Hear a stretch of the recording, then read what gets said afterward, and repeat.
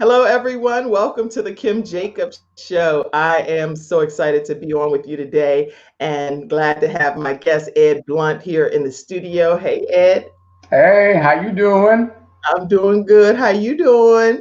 I'm doing fantastic. I'm making sure that I'm sharing this the way that you instructed me to, so I can make sure that we're getting the exposure too.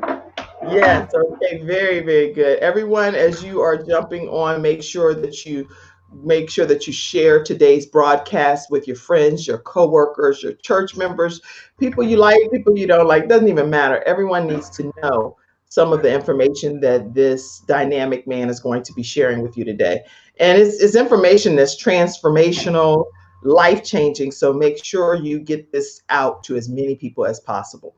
So we're going to jump right in to today's show. Let me also start off by letting you know I definitely want you to subscribe to the Kim Jacobs Show on YouTube. So make sure you take a moment after today's broadcast and subscribe to the Kim Jacobs Show. It's right on YouTube. Turn on your notification bell, and that way you get a chance to get alerted when we go live. You'll already know it, okay? And that's just a courtesy to you all as my guest. All right. We're going to jump right in so we don't miss a moment. My guest is Ed Blunt. He has been with Broadway, television, film, voiceover acting, including work with Academy Award winning actors and directors like Denzel Washington, Jodie Foster, Sean Penn, Susan Sarandon, Spike Lee, Sidney Pollack, just to name a few. Les Brown, he is a platinum speaker, an all star. Let's be clear, all star platinum speaker with Les Brown Speakers Network. And he's also trained with T. Harv Eker's Peak Potentials seminars. His honors have come from Morehouse College with a Bachelor of Arts degree, Yale University, a Master of Fine Arts degree. He's built sales teams for over 140,000 for a top flight travel company. He's worked with Trust Council and board member of $1 billion corporation. He's been featured on cable programs like, hey, Daily Balance with Kim Jacobs, when my show was on PBS and on the Word Network. Yes, I had Ed Blunt as one of my guests. Upscale and Voyager magazine, as well as the New York Times. You notice I spent a lot more time saying Daily Balance with Kim Jacobs That's versus right. over the New York Times, right? Like, yep, okay. Time Out and The Plain Dealer. And he's also had many different trainings and keynote addresses, some ranging from the Mandalay Bay in Las Vegas with over 15,000 billionaire boot camp participants. He's been in Bangkok, Thailand, Athens, Greece, the Olympic Stadium with over 5,000 on success tables and how to build your success tables. You name it, he's done it. Insurance keynotes in Trinidad and Tobago. This man has been all over the world, London, England, everywhere, Australia, teaching people how to be able to have massive growth within their organizations. Johannesburg, he has done it. You name it, he's pretty much participated in it. And he's led it, not just participated, he's led the charge. So today I welcome Ed Blunt. Welcome, Ed. Thank you, Miss Kim Jacobs. It's an honor to be here. I was thinking about this when you and I were communicating on social media. You were one of those people that were instrumental in my journey and transitioning from a performer to a speaker. You were one of those people that saw me at the beginning of my speaking career, and you saw something in me and really encouraged me. You positioned me to create greater success. You provided introductions for opportunities just because I was putting myself out there. And I remember I was following what Mr. Les Brown taught me: just speak any and everywhere that you can.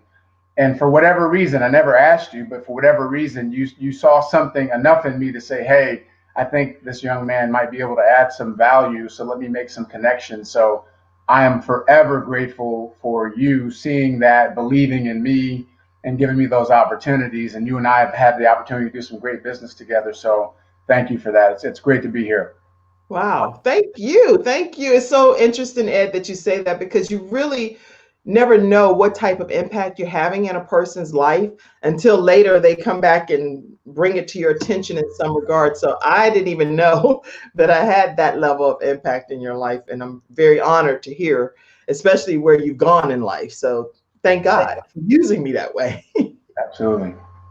And I know your journey has been extraordinary to say the least. You're a very modest man, but I know that you've just done so many things in life. I would like for my audience to be able to hear more about your backstory and where you started. Where are your humble beginnings? Who is Ed Blunt? And then maybe take us up to where you are today. But I'd love to hear your backstory. I love the phrase humble beginnings because I think in some ways people might think it's cliche. In other ways, I think everybody has a humble beginning. It doesn't necessarily mean that you were growing up in poverty. You Right. could be growing up in poverty with lack of love. You could be growing up in poverty with lack of relationship. It could be poverty in a house of chaos. So it doesn't always equate to we didn't have barely enough to eat and we lived in a housing project. There are so many ways that all of us can relate to, I believe, a humble beginning. And growing up in a family where there was a lot of dysfunction, it really spurred me to want to understand the human condition. Having an environment where there was alcoholism, there was depression, there was domestic violence, there was a lot of disruption, there was not a lot of peace in my home or the home I grew up in. And so I was wanting to understand and figure out how to help people, how to solve problems. And Hmm. I'm grateful to have had those experiences and been exposed to things at such an early age because it gave me greater perspective and appreciation. So that made me want to move into the space of healer. I think everybody has a core question in Mhm. their life, which is for me, my core question was always, how can I help? How can I add value? So that got me to, Morehouse, I'll shorthand it, Morehouse College, because there were some elders who, again, saw something in me that I didn't really see in myself.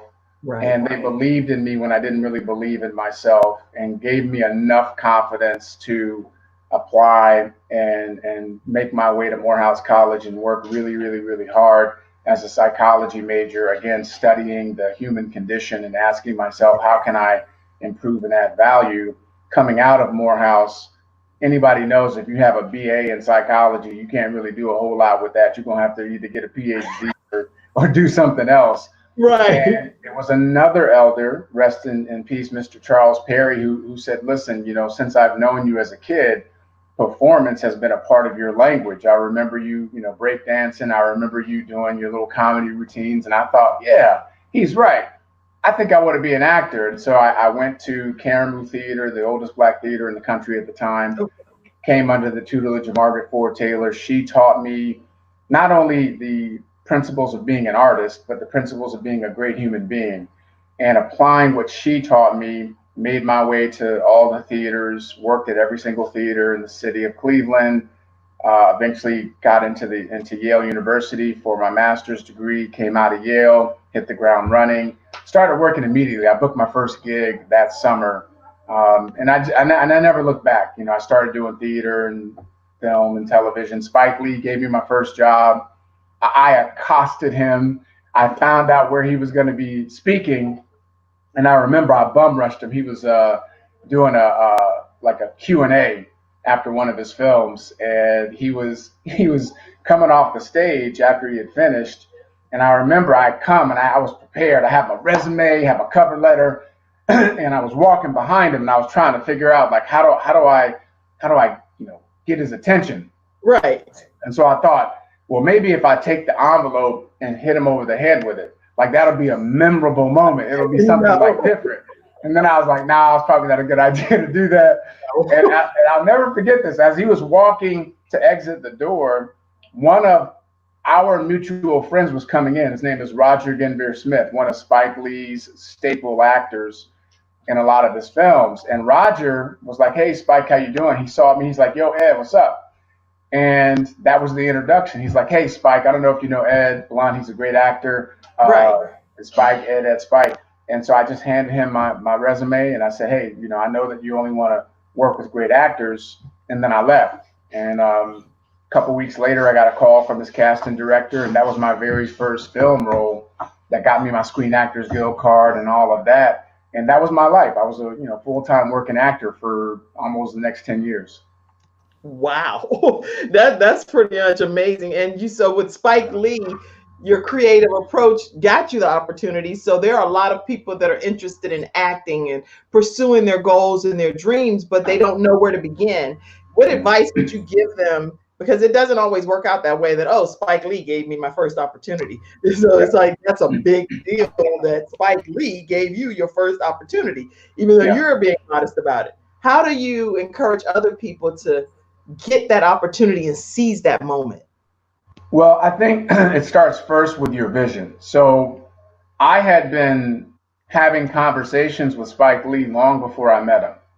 I had envisioned myself working with him long before I knew he was going to be speaking at the Brooklyn Academy of Music and finding that opportunity. I had that vision in my mind. I didn't know when it was going to happen. I didn't know how it was going to happen. I didn't really concern myself with that. I was just focused on, how do I create enough value as an artist so that if and when the opportunity presents itself, I'm ready. So I love what Will Smith says: if you stay ready, you ain't got to get ready. So being prepared is one. The second thing is making sure that you're doing everything in your power to pursue whatever it is that you're pursuing. So there was never a day that went by that I wasn't performing, auditioning, preparing, that I wasn't on somebody's set, that I wasn't in rehearsal for a play. There was never, ever a day that went by that I wasn't working on my craft. Again, as Mr. Brown says, you don't have to be great to get started, but you got to get started to be great. Just start doing and moving so that you can begin to attract, because we're all senders and receivers. So we send out the signal, and the signal that we're sending out, it's going to have to, there's a receiver for that signal. I don't know where the receiver is, but you got to keep sending it out. You can't ever stop sending out the signal. Eventually it's going to hit its receiver and vice versa. So what you're going after is also coming after you, as long as you're steadfast in it. So that's the basics of starting, having a starting point and being bold. I was not afraid to approach him. I was not afraid to confront him, because I knew the value that I could bring to the equation, because I had done my work. I wasn't just looking to get famous or get into a movie. That was not my come from. I had spent years banging on my craft, years in basement theaters, doing plays that nobody came to see, years doing monologues, working on, like, there was nobody around when I was out there digging and grinding. So for a lot of you, some of you are wanting people to affirm what you're going after. You're looking for support from your spouse or your friend. It's not your spouse's or your friend's job to believe in you. That's your job. Your job is to believe in yourself. Then go out and let them see you taking massive action. And some of them will get on your bandwagon. Some of them won't, but it doesn't matter. Your job is to have focus and go after it. I can promise you, I was never looking for confirmation from anybody in my family or anybody that I was with. I didn't need that, because I had confirmation for myself. And I vested, like, you said a prayer before we started. For those of you that believe in something greater than yourself, that's where you put your energy. So I put my energy in my relationship with my creator and me doing the work, and I allowed everything else to kind of take care of itself. Yes, my God. I was typing so much. I was trying to type and hear everything you were saying. It is your job to believe in yourself. It is not anyone else's job to affirm you, but for you to believe. That is so powerful. So many people are waiting for their children, their spouse, their friends. Don't you believe in my vision? Don't you believe in my goals? Don't you believe that I can do this? Just do it. Stop worrying about who believes and who does not believe, but just actually do what you say you're going to do. That's why I'm probably a good example right now of this, because Ed, I had the show on PBS and on the Word Network, and it was doing quite well. So I was excited about all the guests, having the studio at the old Praise the Lord studio with Jim and Tammy Faith Baker studio, and Yep. all of these people coming in. You were one of the guests. So I was like, yes, this is rocking and rolling. But then after they needed more, I was like, okay, I need more content. I need more sponsors. There was different things that I started needing. And I was like, oh, okay, let me go back to the drawing board. And sometimes when you're going back to the drawing board, it's easy to get discouraged Yep. on that journey. But during this quarantine time, I decided, you know what? If you're going to be a talk show host, it does not matter what environment you're in. You can be Mm-hmm. right in your own living room or in your office. Start talking and Yep. start inviting guests. And that's what I've done. And I believe that it is one of the best things that I could have done for myself. So good. That's so Yeah. good.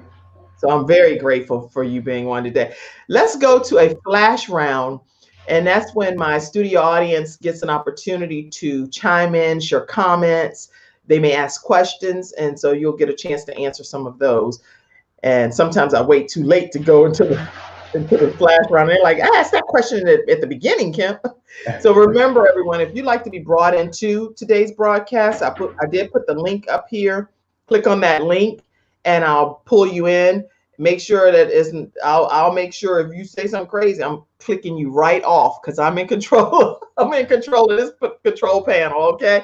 So if you want to get brought in, let me know, and I'll put you backstage and bring you in to say something to my guests. But let's see. Oria says absolutely to everything that you're saying. And you can comment on whatever you choose. And let's see. Some of the comments of me just typing everything that you said because it was so wonderful. Mary King says having a vision is important. Yep. Andre said, amen, my brother.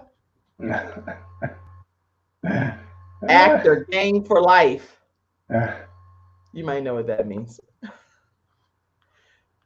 I'm like, I'm not a good faker, so I don't. If I don't know what something is talking about, I'm like, do you know what? You got to say something. If you know, if I don't know what's happening, he's game for life. Okay, let's see. But poverty is a virtue. How is vice and the need of wealth for that purpose good? Good Oh, question. that's a question. He's saying, how is vice and the need of wealth for that purpose good? Okay.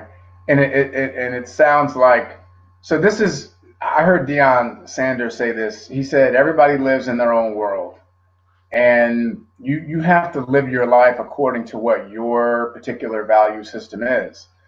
I do not believe that poverty is a virtue. Jimmy may believe that, so that may work for him, and that's a principle that he wants to abide by. I believe that my responsibility is to take the gift of life that I've been given and to maximize that gift by serving others. Now, the more people that you serve, the more people that you lead and impact, there's a direct correlation between that and the income that you can generate. So, for example, let's say Jimmy has a job and Jimmy makes $80,000 a year. And Jimmy may say, well, that's too much money for me. And he may go to that employer and say, look, I don't need $80,000 a year. I'll take half because I'm not money motivated. I just want enough to pay my bills, but I just want to work and I want to be of service. He has every right to live his life in that capacity. He can, and the employer, of course, you got to pay somebody whatever the scale is. So he may create a system where he has half of his paycheck that is allocated to whatever church or cause that he believes in because he wants to live out that poverty as a virtue mindset. For me, I believe that money makes you more of who you are. Money puts you in a position to be able to do more and to give more and to add more value. So I'm focused on how much, like for me, being a millionaire is about not the end result as much as it is about the person that you have to become in order to create that in your life and the number of lives that you can impact directly and indirectly. I give you an example. I went to New Orleans after Hurricane Katrina. And I was there for 7 days, and I was doing door-to-door ministry. It was positive mental attitude ministry, and then I was working with Habitat for Humanity. So I was coaching the people that were building the homes. And Brad Pitt and Angelina Jolie were also working in the same. We were all in the Ninth Ward, so they were providing a lot of the materials, and they would come check in, build the morale, the troops, and all of that. I spent all of that time volunteering. I was able to spend time going door to door, pouring into people. I was able to meet people and have all these incredible stories that I came across because I had the resources. I didn't have to ask anybody for time off. I didn't have to ask for permission. I just went and did it because I had the funds. I was able to fund my own trip of contribution. So that for me is my mindset around earning as much money as humanly possible so that I can do more, give more, and add more value. So again, it doesn't make Jimmy wrong. It doesn't make me right. It's just that's his belief system. I honor that. And I have my belief system, which I also honor as well. Wow, that's really great answer, because I actually have never heard it put so eloquently. Most people are bashing somebody else's theology or philosophy. So I really admire the fact that you took that approach with answering that question. And Jimmy, I hope that also still complements what you also believe. So outstanding answer. Let's see. A few more comments here, which I love giving my studio audience the opportunity to come up to the mic. That's as if they were in the studio. They're coming up to the mic right now and they're asking you questions. How you build and value your craft is important. You have to believe in yourself, is what Mary King says. I don't believe that poverty is a virtue. Which can you help if you are, who can you help if you're poor? So that Mary shares more in your view, what you were saying.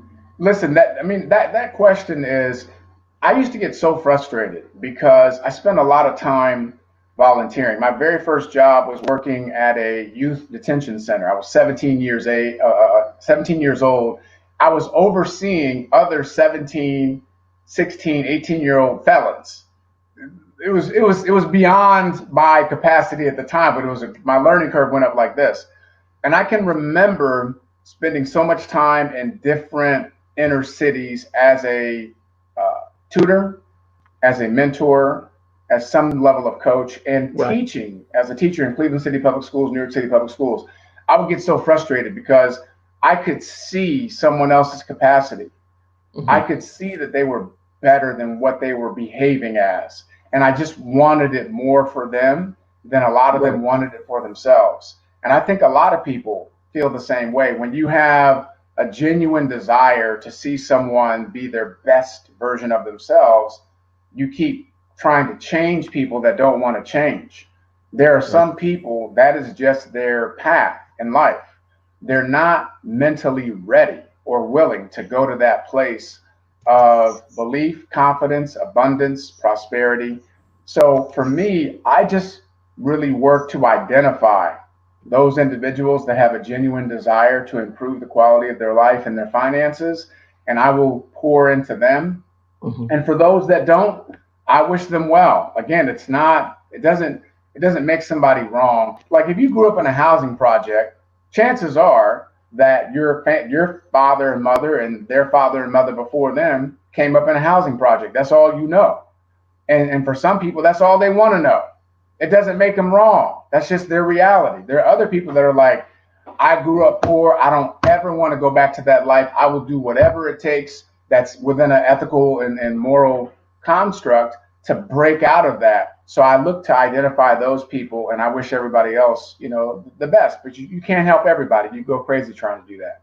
Well, first of all, I can definitely speak on behalf of growing up in a very impoverished situation in a housing project, and just the labeling alone in the housing development that I lived in, it wasn't called the bottom, but it was known to the locals as the bottom. So living at the bottom shopping at the grocery store, which is called Be Low, which as I went to college and Wow. different things, people were like, no, you mean buy low, sweetie. I said, girl, I know exactly what I mean. The grocery store was BELO. It was not buy low, not all that fancy stuff. It was Be Low. And when I went to college, anyway, the thing is, growing up in that environment, it taught me a couple of things. It taught me, one, that how important it is to have a mom. My mom believed wholeheartedly that I could be anything I wanted to be in life. And so she really instilled that in me, helping me get gowns and sponsorships and things so that I can be a part of different pageants and to expose me to greater things in life.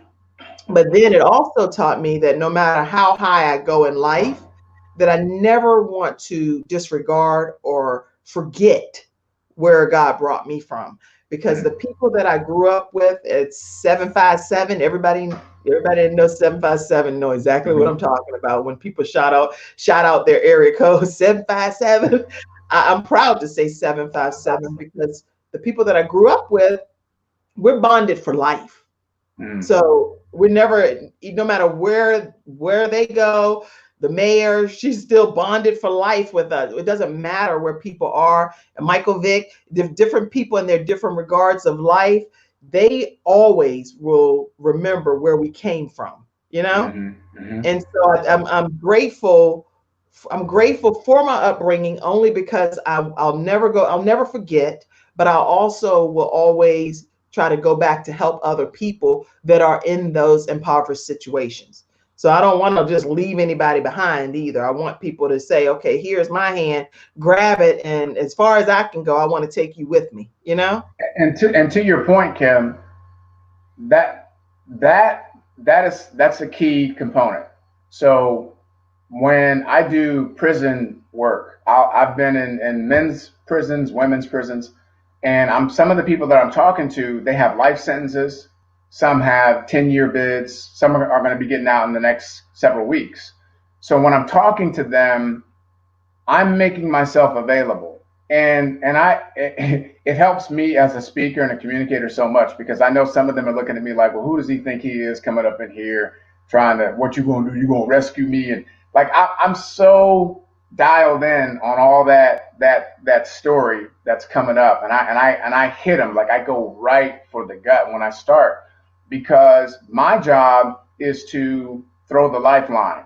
Whether you want to accept it or not, if you get caught up in who you think I am or if I have an agenda, I don't really care.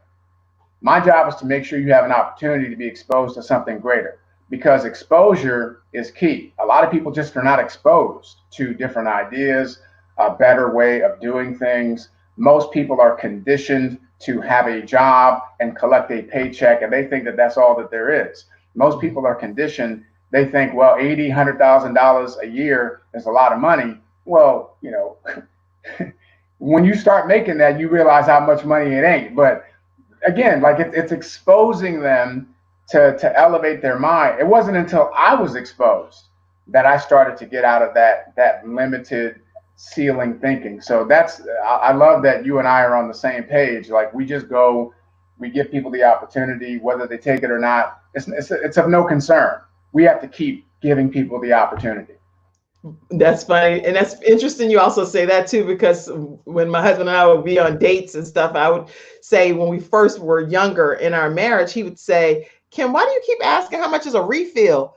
It's some things that are it's some things that are just in me. I don't know how to word it. I don't want the extra drink if it's going to cost me another, it's going to cost me another $3.25 just to get another sip of soda.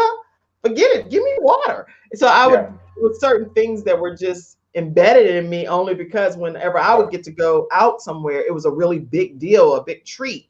So now I don't necessarily, I don't do it as much, but my husband would say, Kim, you definitely can take the girl out of the city, but you cannot take that mentality out of the person. That's right. And so it's hard to overcome some things. Even to this day, I still will ask periodically, how much is that root beer? I say that bottle means that you're going to have to pay for the extra bottle. Anyway, let me move on. Because I'll end up turning this into a counseling session. You'd be like, Kim, just get the refill. Get the refill. I Okay, need it. abundance mentality, right? Huh?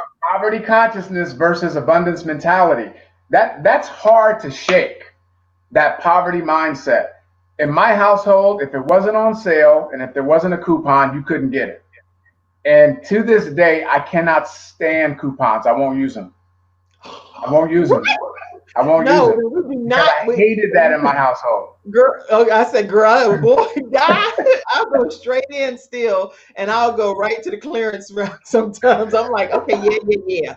Let me get over here and see what's for sale first, and then I'll backpedal and go to the regular clothes. Anyway, Yeah. I do still like a good deal. Kiata said, I needed this today.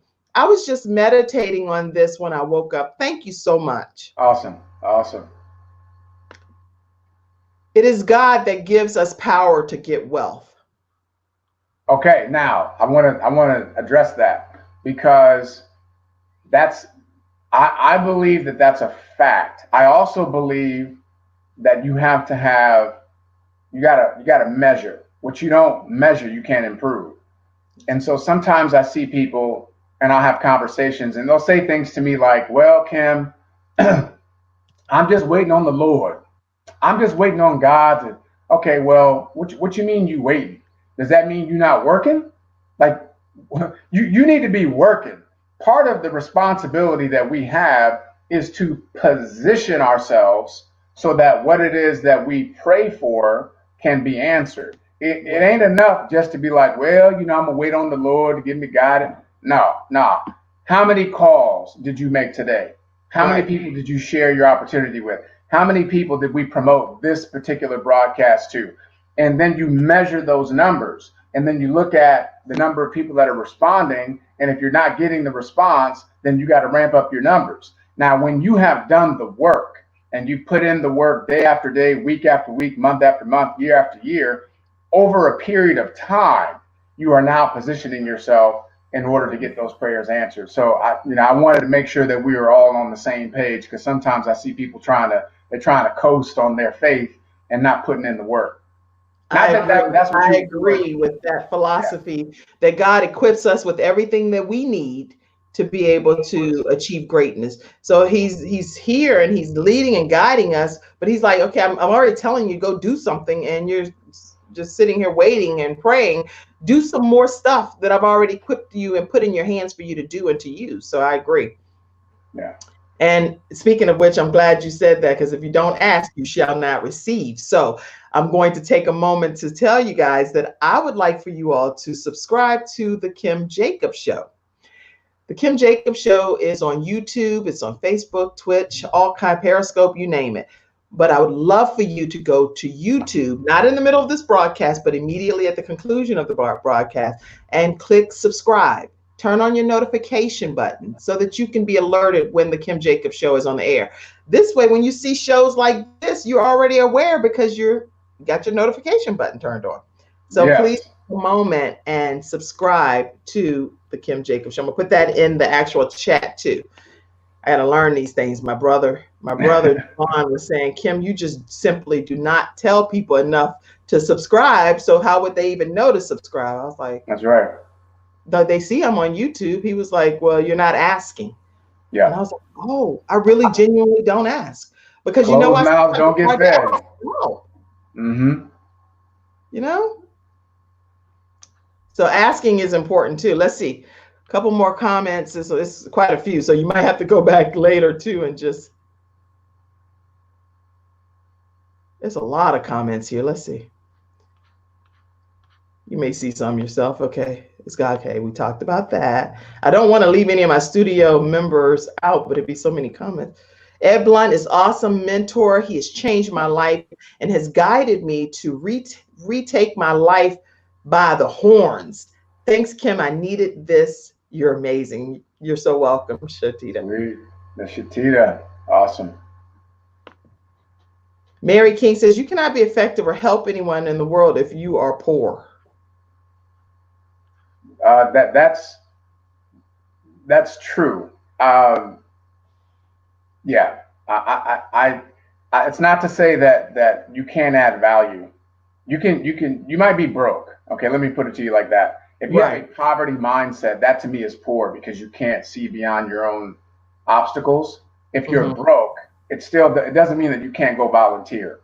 If you're broke and you're short on money, it doesn't mean that you can't go read at an elderly facility just for an Right. hour a week. You can always give back in some way, shape, or form while you're working your way out of broke. But I understand what you're talking about there. Chantel Patterson is on.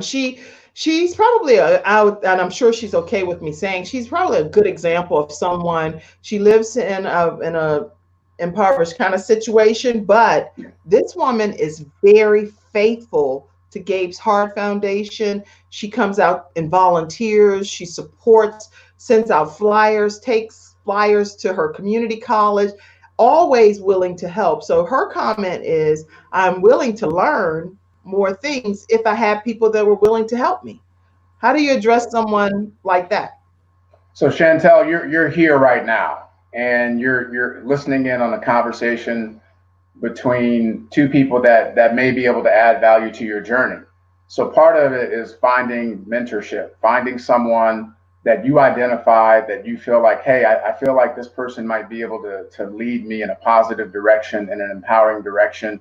And each mentor is going to serve a different purpose. There may be a wealth mentor, there may be a health and fitness mentor, there may be a spiritual mentor, but you identify who those people are. So it's never been my place to tell anyone, I'm going to mentor you. It's never worked that way.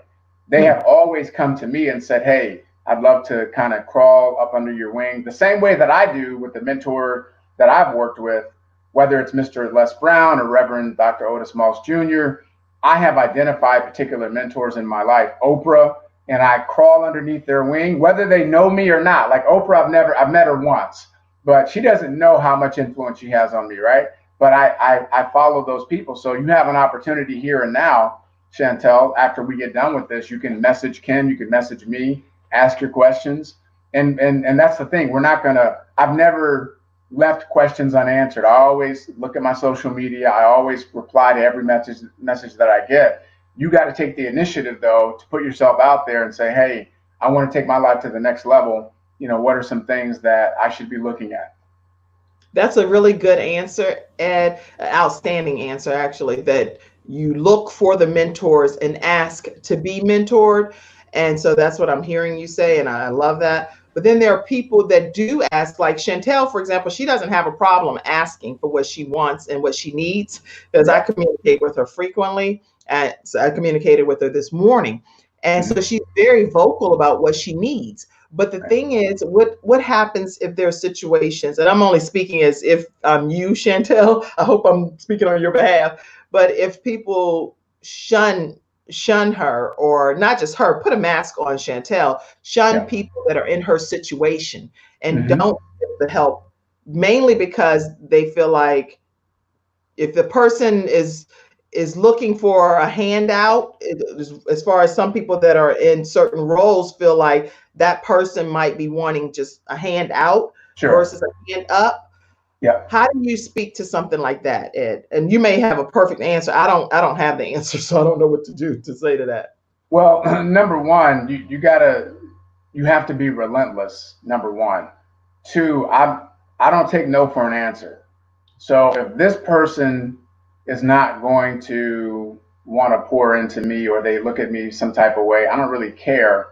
I just go to the next person until I find what it is that I'm looking for. One of the things that I like to tell people, because I've had people ask me questions, hey, listen, I really want to get out of my situation. Okay, well, what is your situation? Well, I need money or I need to be able to pay my mortgage or what have you. I say, great.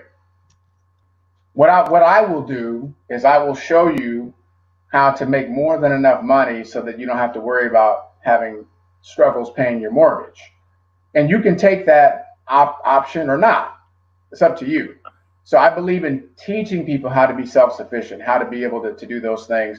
Even if somebody comes to me, like if a homeless person, this has happened many times, they'll come up to me, especially when I was living in New York. Hey, can you buy me something to eat? Oh no, can you give me money for something to eat? I'm like, no, I'm not giving you any money. But I will walk with you to the pizza parlor and get you a slice and a salad. How about that? So I'm willing to do those things. And if they're really wanting to get their hustle on, I will talk to them about how to position themselves so they can make some money while they're out here trying to get themselves together. Now, again, it's just providing people with the proper guidance. But if I'm Chantel, I just keep asking. Like, I keep asking until, that's the operative word, until I get what I'm looking for, and understanding, this is the recognition part. If Kim is saying to Chantel, listen, here's what you need to do, and Chantel doesn't like the answer, that doesn't mean that Kim doesn't want to help. It means that Chantel is looking for something that fits her idea of help. If I or Kim is going to show you how to position yourself to make your own money, but you don't like that answer because it's not convenient, that's on you. That's your issue.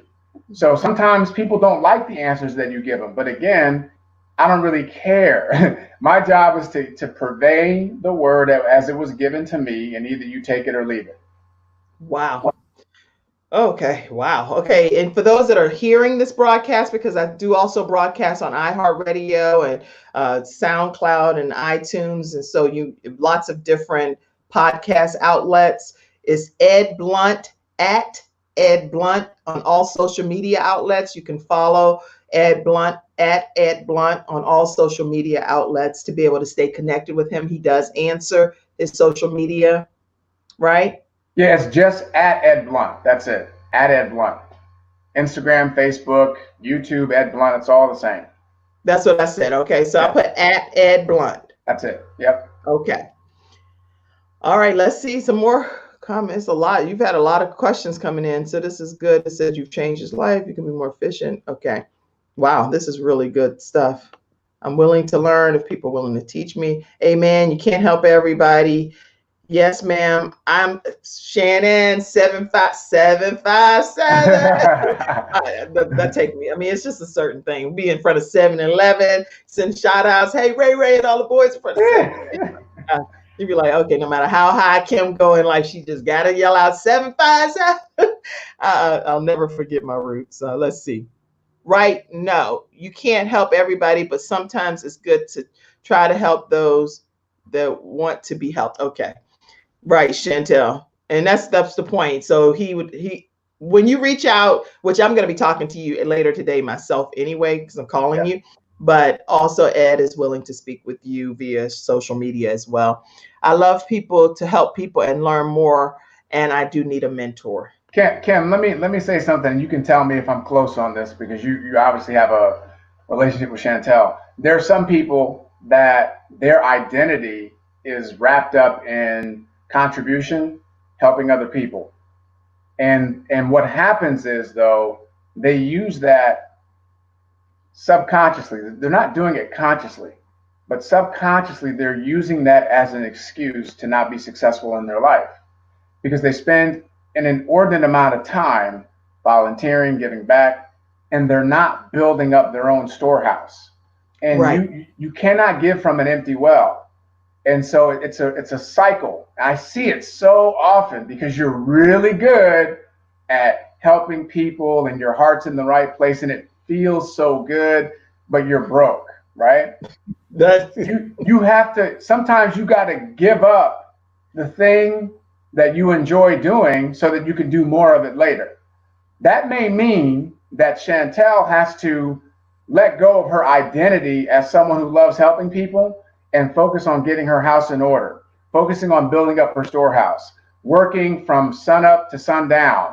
And for the next 12 months, she may not be able to give as often or volunteer as often, so that 12 months from now, she's got the revenue where she can be more consistent in giving and helping people and volunteering. But now she's got the financial backing and the example to be of more service and impact to other people. But what most people do is they will go to their graves volunteering. I'm a deacon in the church. I'm this, I'm that. And those things are great, but they're neglecting their own household. And then they justify, well, I'm giving and it's God's favor and I'm doing they use that as an excuse not to go deep on their own financial issues. You just preached a sermon right there. I would say Pastor Ed Blunt, you just preached. Brenda Williams said, this is great information.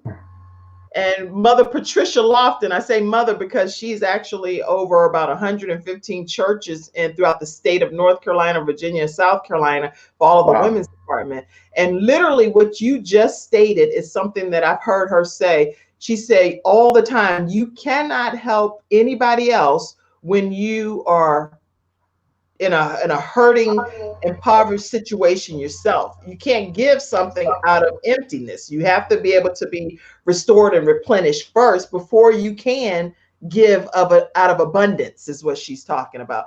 And Yeah. that woman has dropped so much knowledge as a mentor of mine. And so she said, yes, don't just wait on the Lord, position yourself. Come on. And she's like, she preaches. Kim Langford, and she's another powerhouse preacher. She actually just started a magazine called the KL Experience. Mm-hmm. And her magazine, Ed, is a journal and a magazine, and it's it's an experience, is what it is. So Wow. you know, you have Vogue and all of these other places, Essence, Jet, different things. The KL Experience is right up there. She said you can't get ready and be ready at the same time. Come on. Silas says, awesome contents, Kim. Loving this. Thank you so much, Silas. Great name. Amen. Amen. Okay. So I think that I've tried to poverty mentality. Yeah. I'm doing my face like I know Mother Lofton. You know, Mother Lofton would be like, baby, not the poverty mentality. I know how she would be speaking right now. So I want to share this until we come up with another question. So growing up in the church, so I grew up in the church, Baptist church, and my second father is he's a renowned pastor, and I got a chance to watch him because I grew up in the pulpit, not in the pews. And one of the things that I learned was the deficit of the financial aspect in terms of development. So it happens in our educational system. It happens in most of our churches. Okay, I'm generalizing, I know, but this is my experience, where there's very little to zero financial education. People don't really understand about the power of leverage, how to create residual income, how to make money in their sleep. And when I was working in the Techwood Homes in Atlanta, Georgia, the oldest housing project in the country at the time, we lived in the housing projects, and so we were available as mentors and teachers. So during the day, we would take them to museums and do classes and all of that. And then in the evenings, we might have just hangout time. And I remember when the program ended, because we had funding just for that 10-week period, and then the funding ran out and the program came to an end. And I wasn't prepared for this because I had never done a program that immersed before. And the last day of the program, Marquez was one of my students, and he didn't understand that he wasn't going to be able to see us anymore. And I remember him grabbing onto my leg, and he would not let my leg go. And I was so unprepared, Kim, for that moment. And I remember saying to myself, if I was able to write a check, we could still continue the program. Now, I was a kid myself. I was, 20 years old and about to graduate college. And so I didn't know anything, but that always stuck with me.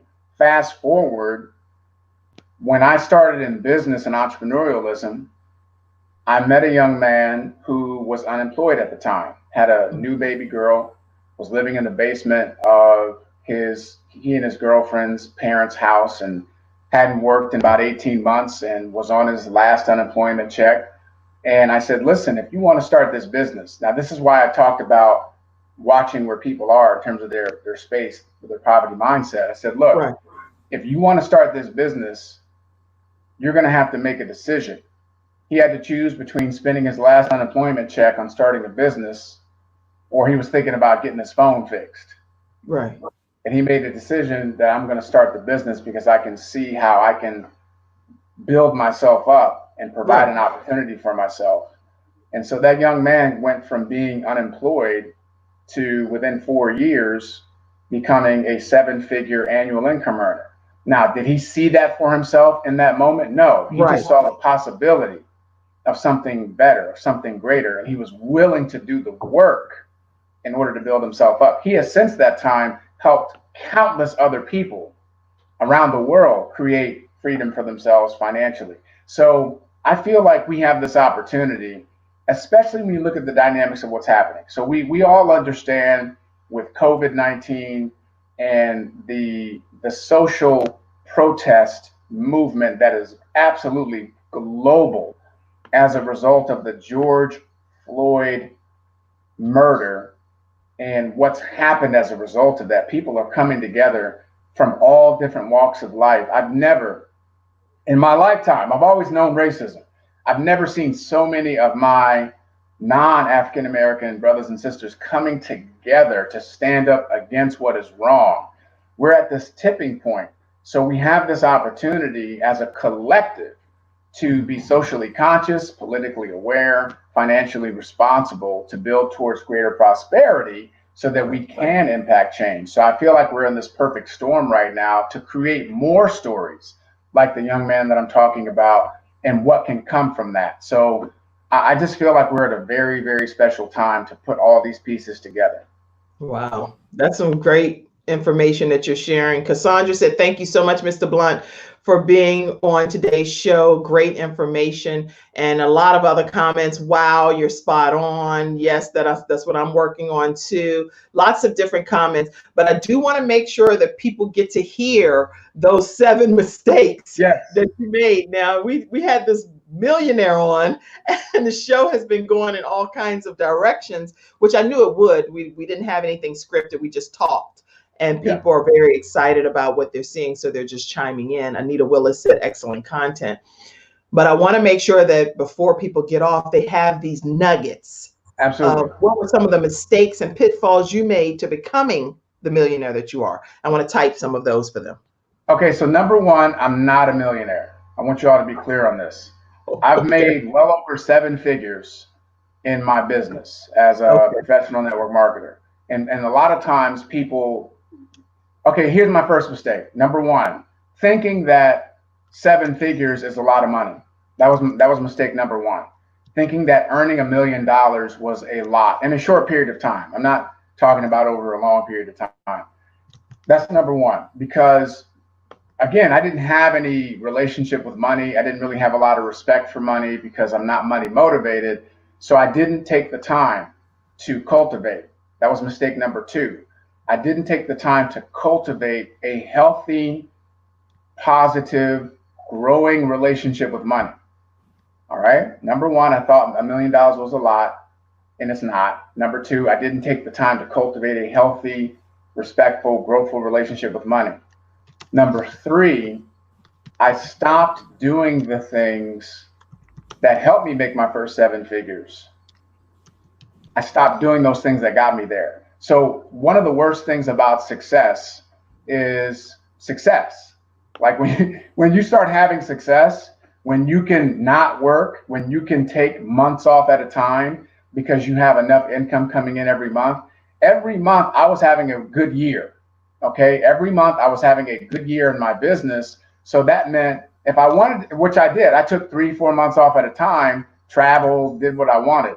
I stopped doing the things that got me in the situation in the first place. So that's another huge mistake. Wait, stop for a second, because that is everything that you're saying already, and I can definitely, I love transparency. Yes. And I think that what I'm trying to type and hear you at the same time, which I'm hearing you and typing and making sure everybody's on working multiple boards here.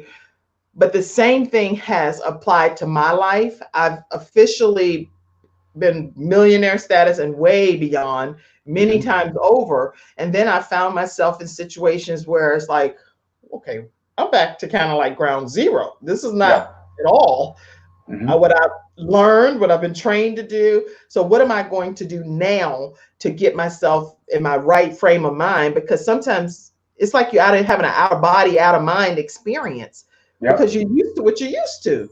Yeah. And then you find yourself where it's like, this is very different.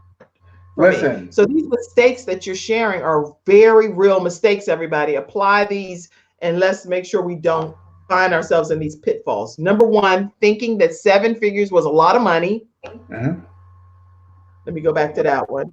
Yep. Number two, didn't take the time to cultivate a healthy relationship with money. That is so good, Ed. Mm-hmm. Mm-hmm.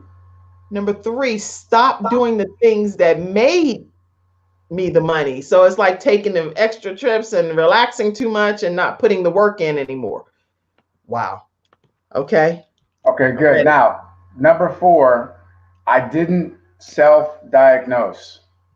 Now, when you don't self-diagnose, you will have blind spots when it comes to your handling of money. I'll give you an example.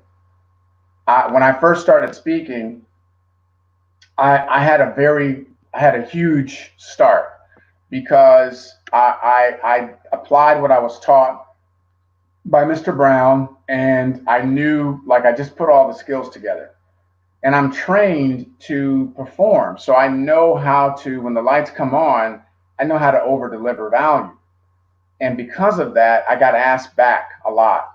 And there was one instance where someone asked me to come in and speak, and they wanted me to tell the Spike Lee story. They specifically said, I want you to tell that Spike Lee story when you come to speak to our leadership team. Now I'm making thousands of dollars just for an hour. It's more money than I've ever been paid for an hour of my time. Mm-hmm. My level of self-worth and deservedness was not up to what I was being paid because I hadn't cultivated the relationship. I hadn't done self-diagnosis. And you know what I did? I self-sabotaged. And I'll never forget, I flew to that market, I did a presentation, and I didn't tell the Spike Lee story. I don't know why I didn't tell the Spike Lee story, but then later on I realized it was because I felt guilty for being paid so much. I didn't understand my own value. I didn't understand my own worth.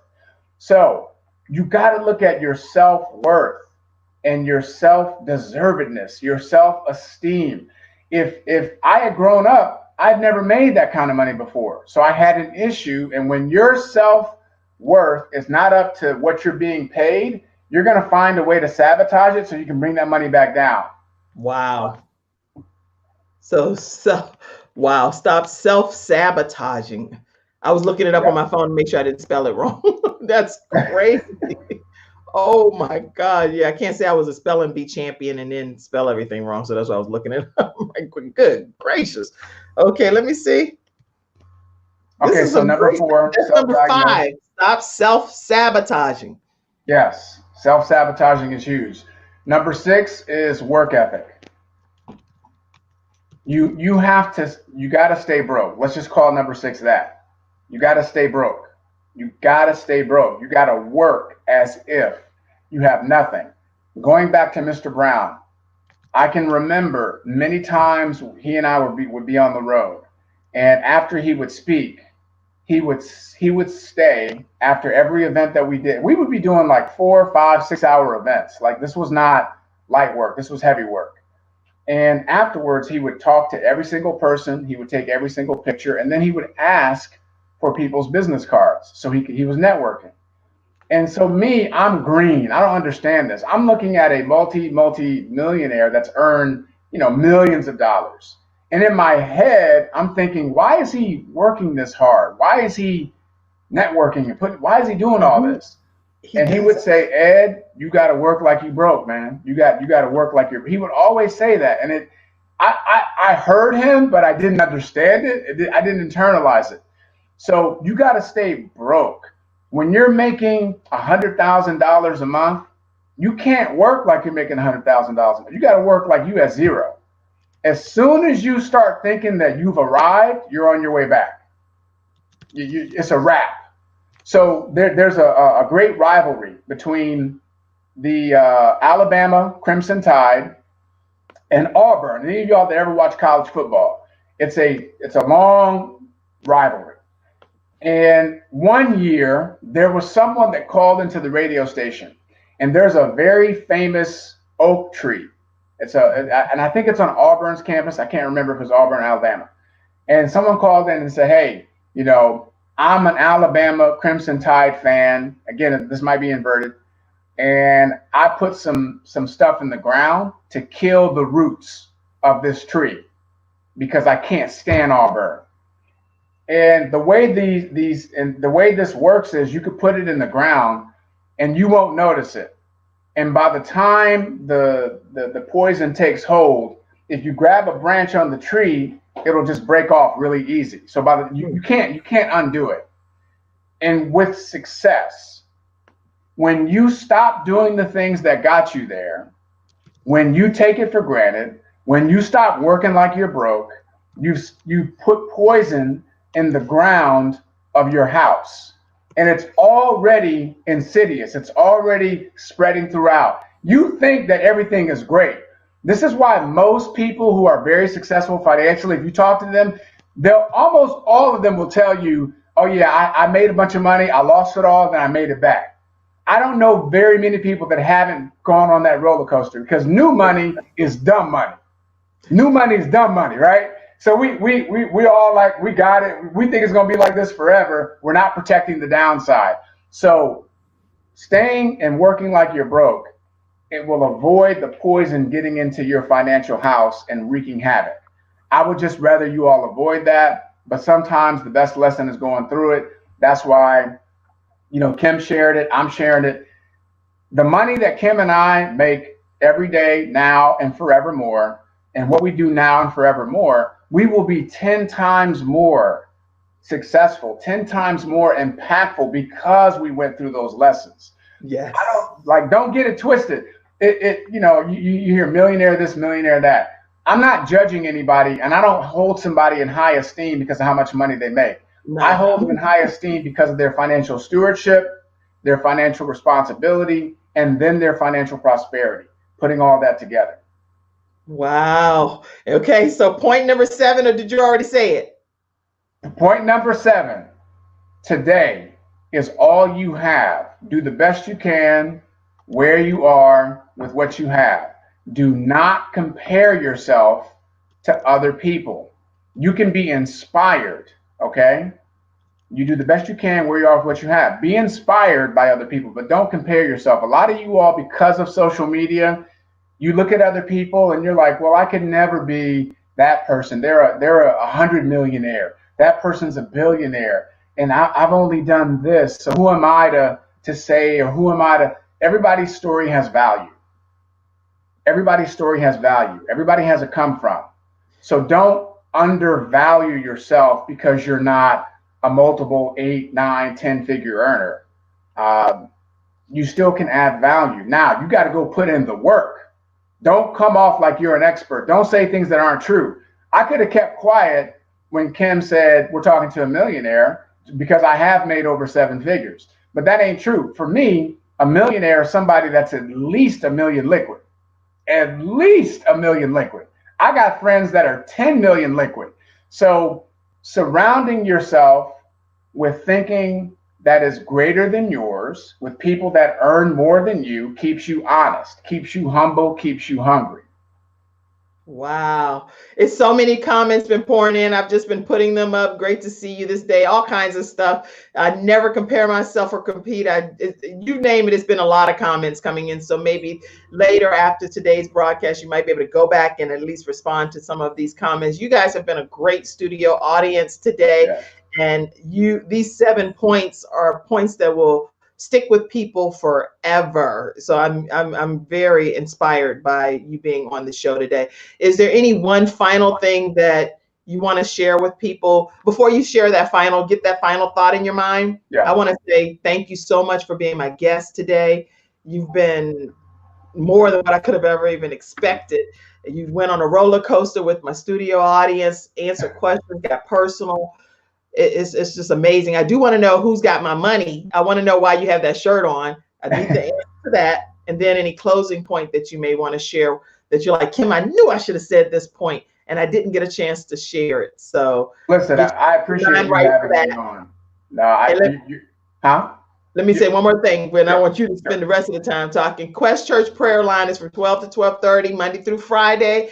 And if you can jump on that after today's broadcast, you'll be able to hear some COVID updates and then also some specific prayer that's happening for people that are still being impacted heavily by COVID-19. And then also some success things, some success stories and things that's coming out of this in a positive way as well. But 978-990-5000, access code is 322083#. And you can definitely join in that. And as I've already asked everyone, please subscribe to the Kim Jacobs Show on YouTube at the conclusion of the broadcast as well. Ed, let's close us out. Tell me, thank you again for being my guest. Thank you. What you're living, you're living the example. You're exemplifying a lot of what you and I have talked about today, because you're not waiting. You said, hey, I can still do the show that I want to do. Let me just do it. Go do something. That's the message. Go do something towards your goals and your dreams. Stop waiting. No one's coming to rescue you. Nobody's coming to save the day. You have to save yourself. And faith is a solo act that beckons a choir. You have to start. You have to put yourself out there, and then others will come. There are people that are going to come to support and to further your goals and your vision, and you haven't even met them yet, because you got to get into motion. Who's got my money? That just simply means there are people out there that have your money. That you have value that you're bringing to the table. Somebody wants to receive the value, and they will pay you for the value that you're bringing to the table. And if you haven't cultivated the value yet, then get to work. Some of you all got to understand, you got to play the long game. Stop being on the. I can hear you. We can hear you. We can hear you, Ed.